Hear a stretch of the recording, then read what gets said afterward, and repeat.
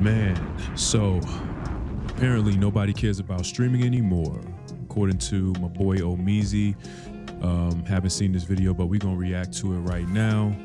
So without wasting any time, make sure you like, sub up to the channel, leave your comments down below.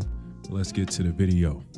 Don't watch games no more like that on Twitch. I'm telling you, bro. Y'all acting like if games crushed on Twitch the way they used to, like a few years ago, you don't think everybody would stop the IRLs and start playing games? Twitch, it's becoming harder and harder to become streamers because all y'all think y'all need to be doing IRLs. Y'all all trying to be like these at the top. You got motherfuckers talking about desktop streaming is dying. How is that even possible? It's not even possible. It's just the niggas you watching. Desktop streaming will never die. It's just the niggas you watch. You have been so overstimulated by them. When they do decide to do desktops, it just feels dry. Y'all know how expensive it is to keep up with content creation? You can get a 10K check from Twitch. What the is a 10K check when you gotta spend 5K on trips just to travel, $500 on setup, $2,000 on your rent, $200 on Wi-Fi, $200 on IRL toolkit. You gotta pay the clippers, pay your YouTube editor. Chat, I don't think y'all realize. Yeah, she's not fronting when she says that. I mean, I could say for me, just with my setup, it costs a good hefty penny. The mic I'm using, the camera I'm using, the PC that I'm using, it's not cheap. And I kind of cut corners with my monitors because these are my work monitors that I'm using to record this right now.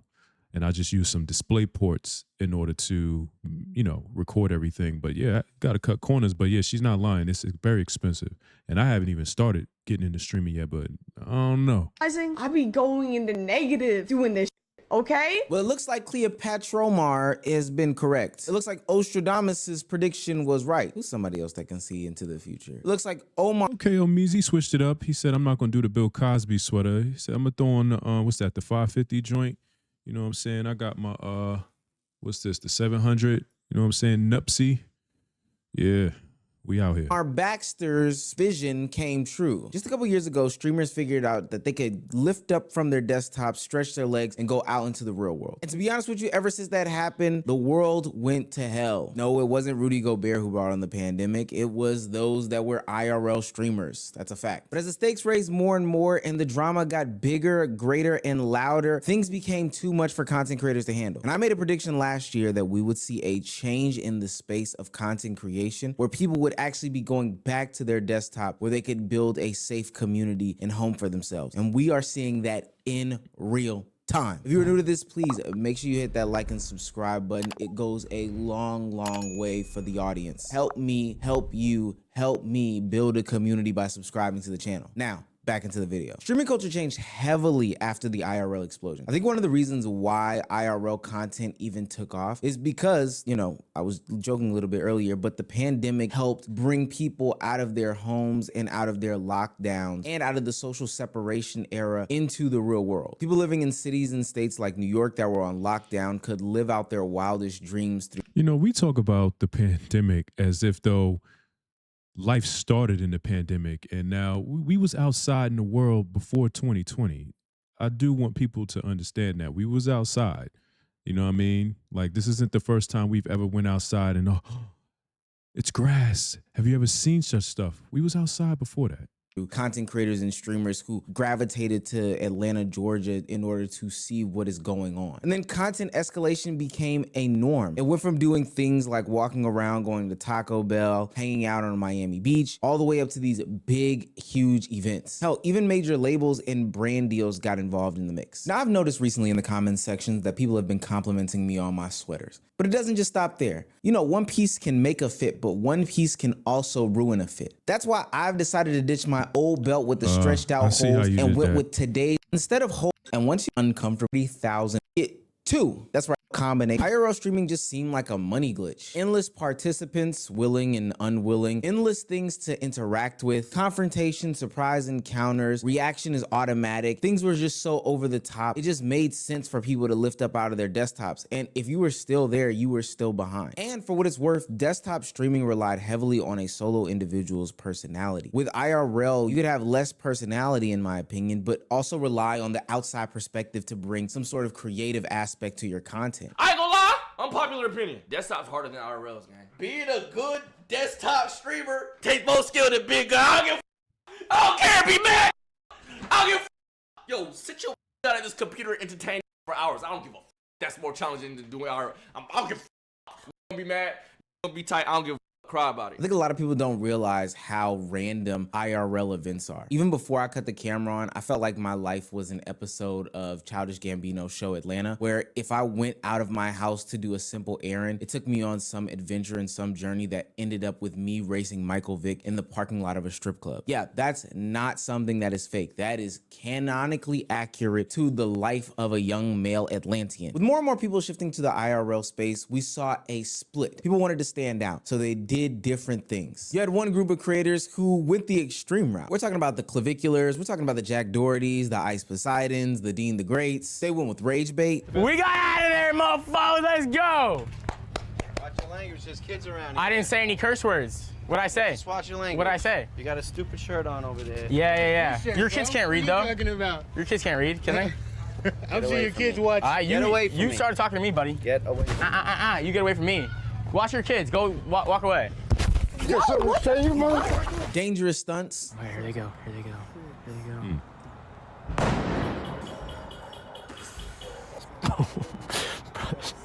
Hopefully someone clipped that shit. That was insane.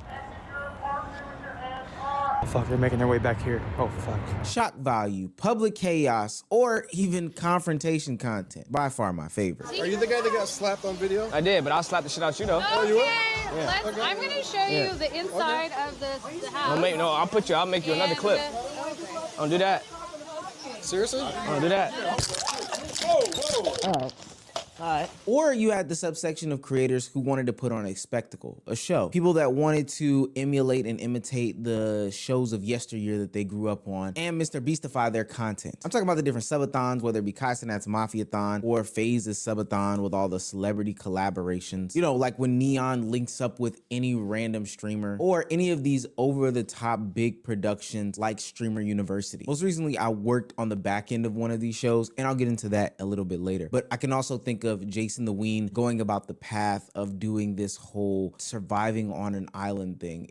It's getting crazy out here in the space, which for what it's worth makes it harder to compete. One of the reasons why IRL streaming is seeing such a blow is because there is a saturation problem. There are simply too many creators competing for limited attention. And so when the supply explodes, then all of a sudden the value per stream drops. Now content creators must, be bigger, be more daring, more extreme. They must be louder, more emotional, all these different things in order to stand out. And that pressure starts to reshape the entire culture. Do me a favor, close your eyes and think about any of the IRL content that you consumed last year. If it wasn't some sort of crash out or a huge massive event like Stream University or Mafiathon, I can almost guarantee you that you don't remember it at all. And with that being said, it's not like people didn't create IRL content last year. It just felt like there was so much to keep up with and one after another happening over and over again that, to be quite honest with you, it fell a little flat every single time. And the creator's response to it falling flat was not to go back to the drawing board and say, hey, maybe IRL streaming is the problem. Maybe I need to get my personality more involved. Maybe I need to think outside of the box. No. Creators decided to live by Grant Cardone's 10x rule, a philosophy that states having a goal and then trying to 10x it will yield more success. A streamer does a 30-day subathon, the next person's gonna do one that's uncapped. One stream costs 20K, well, the next one's gonna cost 100K. If you jumped off a roof, I'm jumping off a mountain, we're both gonna die. That doesn't matter to content creators. It worked for Mr. Beast, it worked for Kai Cenat. Why can't that happen to them? But all in all this does is create some sort of financial exhaustion, mental burnout, identity pressure, and constant comparison. Streaming has become less of an expression and more of this numbers chase, to the point where it's actually putting pressure on content creators that they feel the need to speak about these things. But everybody needs systems. Like, if you're just letting things happen to you and you're not adjusting, then you're not being a good human to yourself. Like, you need a system. So I know if the view number's up, I'm gonna keep looking at the shit to see, did they think that was funny? Do you like that joke? With that, how many views we got? Is that segment good? I don't look at the view numbers. I shut it down. I pop out my chat so I don't have to look at it.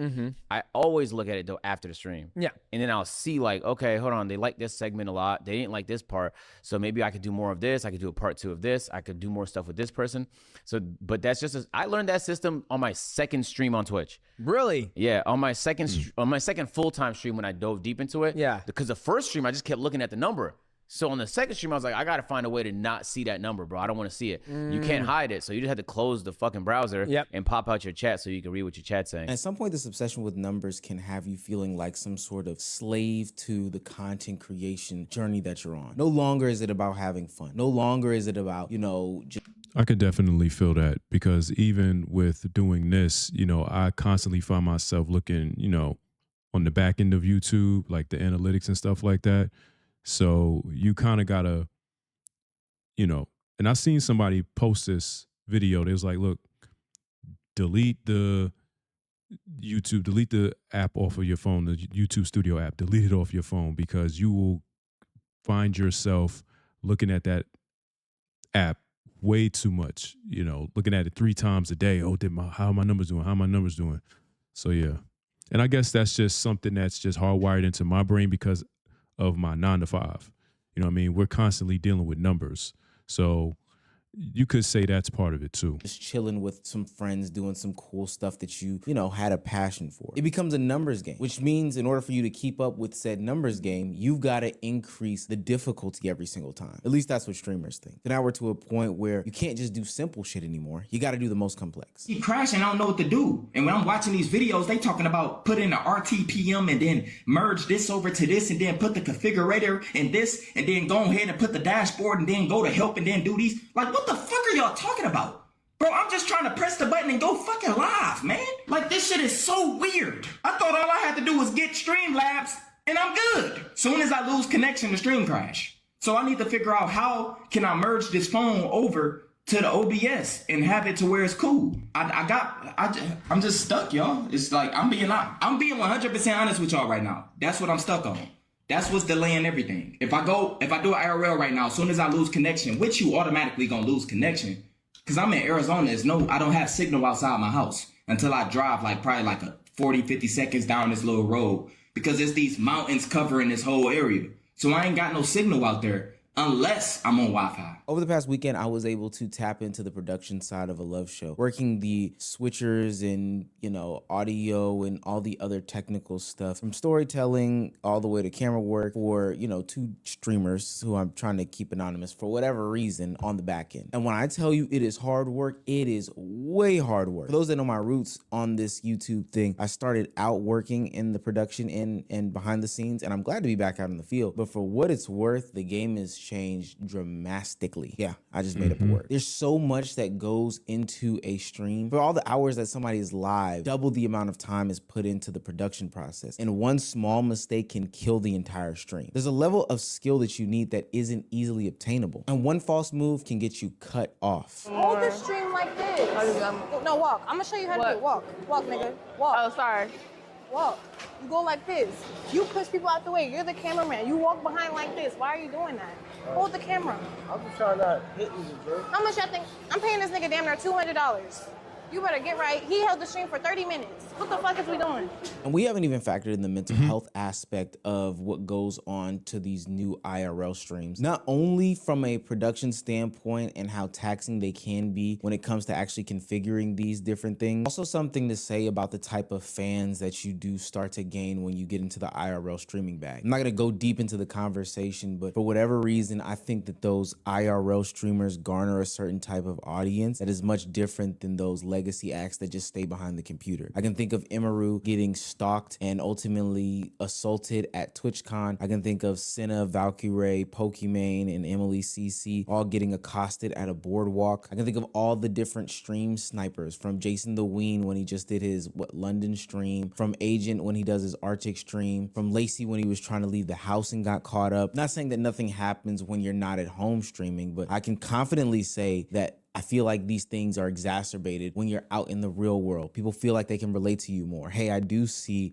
Agent 00 at this Publix that looks like it's the one by my house. Let me go wait at that Publix just to see if he comes through. Shit's creepy. And so now in 2026, we're seeing the people that we known and love, you know, display our favorite events through a camera lens, do something a little bit different, but it's something the same at the same time. They're going back to their desktops. They're sitting at their computers and their chairs and they're making content. You know, they're gaming, they're reacting, they're talking to chat, they're getting more involved with their Discord community. Why? Because it works. I think it's cheap. I think it's sustainable. I think it's community focused, meaning that they're getting tapped back into those that support them the most and not these fair weather people who have kind of picked up on them because they've become a spectacle. I think that one of the things that's most important is that it's sustainable. They can fire it up anytime that they want without bringing in a bunch of other people on these different controlling vibes with production and all this other stuff like that, blah. And most of all, it is authentic as hell. For what it's worth, being in those IRL moments, you have to be a little performative. I know that sounds like the key word of 2026, but there's some validity to it. I think that the IRL era created this level of fatigue that we do not want to see anymore. Love shows were fake. The confrontation was fake. The clip farm got even worse when it was in real life. People took things way too far, disturbing the public and, you know, getting into their food, getting into their personal space, getting into their business. IRL streaming has also gotten this bad connotation. I remember there was a time period in which I would go out with my camera phone, have it sideways, or have a regular camera, and people didn't want it simply due to the fact that, you know, people don't like being videotaped. They didn't understand what it was. Then we transitioned into an era where people understood what was going on and they embraced it a little bit, but then we quickly went back into the era of, oh no, I've seen you before on TikTok. I've seen this type of content before on my social medias, and I don't want anything to do with you. IRL streaming is now the equivalent of a man saying that he has a podcast. You're already lumped in with some of the worst people in the world. And I also think that there's a level of safety that comes with sitting back home at the desktop. Now, don't get me wrong, swatting, doxing, harassment, those are dangerous things, and those things can come with, you know, being at home. But I think that that's totally different than the IRL stalking, people showing up at different homes, the fans tracking you in real time to your location, and the different break-ins based off of the parasocial obsession that is being created by you being outside. Just do what you want to do. It's that easy.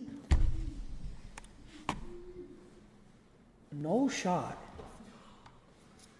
Brother, get out of the hold on. You know me. Brother, get out of the fucking house.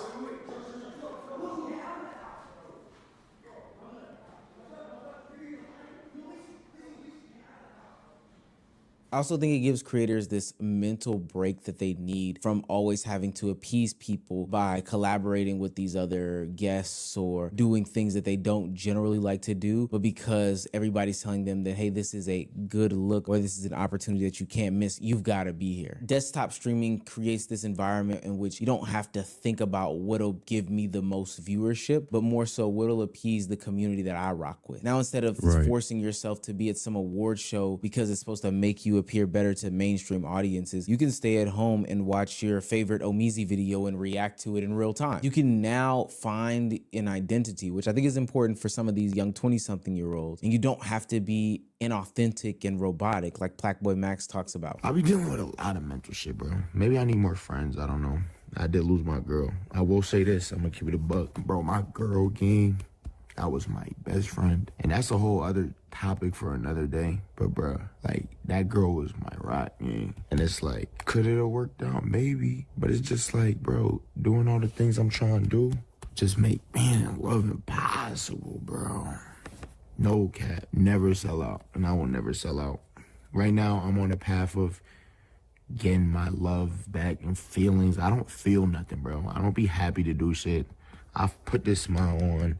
Some days I'll be happy, I'm not gonna lie, laughing, having a good time. It'd be short bursts though. I'll go right back to what I gotta do tomorrow. Damn, what phone calls I gotta make tonight? Oh, what paperwork I gotta sign? So where do I think streaming is heading in 2026? My predictions are usually right. So let me take this a little bit serious. I don't think that high profile, big broadcasty streams are just out of the way. I think those that have mastered it and will continue to replicate it when necessary. iShowSpeed is a perfect example of somebody who pulled something off like this. I think Jason the Ween did a fantastic job of this when he did his Deserted on an Island stream. Of course, Streamer University will probably come back around. That's if we get Kai Cenat back. And then as a way to kind of replace a vlog, I can see some streamers still doing stuff like this. But is it going to be this constant 24/7 like we've seen over the past couple couple years? I don't think so. It's not safe anymore. Mentally, physically, for your community, for your longevity, it's just not safe anymore. I see streamers getting back to their roots. I see streamers getting tapped back into their community. No longer will your numbers ebb and flow based off of who you're collaborating with or what mainstream event you're going to. For what it's worth, Queso, a big streamer in the streaming community, has maintained the same amount of viewership no matter what's going on. He doesn't have these wild swings based off of who he's chilling with. His numbers stay stable, and the only thing that may or may not impact them is the food that he's eating that week and the games that he's playing. So IRL streaming may be dead, or at least it's on the way out, but that doesn't mean that streaming isn't still alive. And I knew this was coming because based off of putting on the event I put on this weekend with the help of some good guys, I don't even know how people found this to be sustainable. Tired, hungry, overworked, so many variables, so many people that you have to deal with, and then thinking about how you can top it the next time, and we're only in February. No. Omar can't handle that. The audience can't handle that. The creator can't handle that. Nobody can handle that. I think we're going to see a shift that says, I want to get back in tune with my community and build my true and authentic self with a group of true and authentic people. I think we're about to see some beautiful content coming. All right, that's going to be the end of the video. So, like I said, I just wanted to let it play through without stopping too much before I get my thoughts. I would agree with Omizi. He's definitely right. We are going to see a slowdown with the whole IRL content because of everything he just said. And then just the cost behind that and being awkward. And like he said, you have to kind of perform and put on an act in order to make it have that shock value that people are expecting it to have. But it's like overkill now. You know what I mean? It's almost like we know this isn't genuine. You're just doing this for the cameras. Whereas like what I'm doing right here, you know, I'm watching the video with y'all and we're all going to eventually give our 2 cents in the comments. You're going to get my 2 cents on it.